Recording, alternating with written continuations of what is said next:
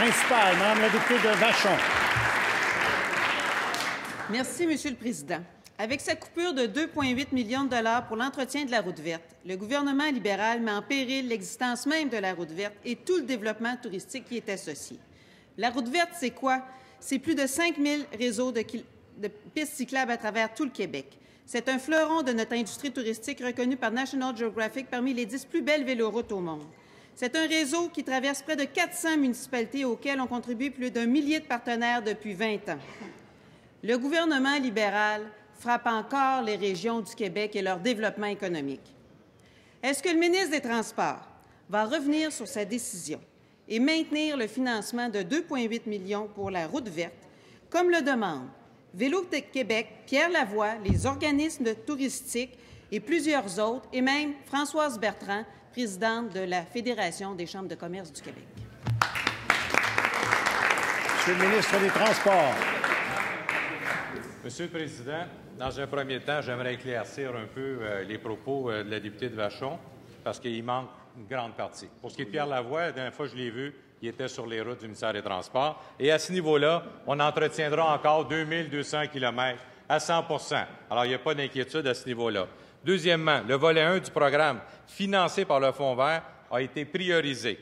Et soit dans le développement des transports actifs, que tous ici ont demandé, pour l'avenir des Québécois, pour la santé. Et Madame présidente de Vélo Québec, elle-même, il y a quelques semaines, s'opposait à la 19 parce qu'elle veut avoir des pistes cyclables pour aller travailler en milieu urbain. C'est ce qu'on va faire, Monsieur le Président.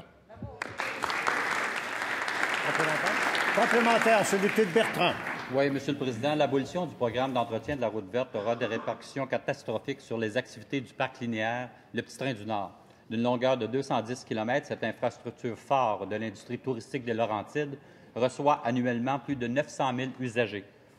À lui seul, le Petit Train du Nord rapporte plus de retombées économiques que le coût total du programme de la route verte. Alors, Monsieur le Président, est-ce que la ministre du Tourisme a l'intention de parler au ministre des Transports pour qu'il revienne sur sa décision? Monsieur le ministre des Transports. Monsieur le Président, je veux rassurer le collègue, on se parle tous les jours. Alors, à ce niveau-là, il n'y a pas de problématique. Deuxièmement, il faudrait suivre aussi la question, parce que là, moi, je pense qu'on parle de vélo à ce stade-ci, et à ce stade-là, la route verte demeure ouverte et accessible aux usagers de toutes les municipalités.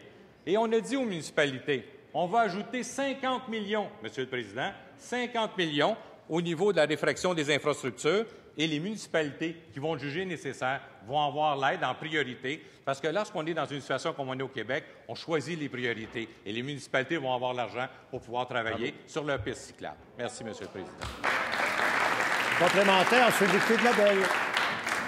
Monsieur le Président, ce matin, ces nombreux acteurs impliqués en santé qui sont sortis afin de faire comprendre au gouvernement, en s'adressant directement au premier ministre d'ailleurs, que la route verte, c'est aussi un réseau cyclable bénéfique pour toute la famille et pour la santé de tous les Québécois.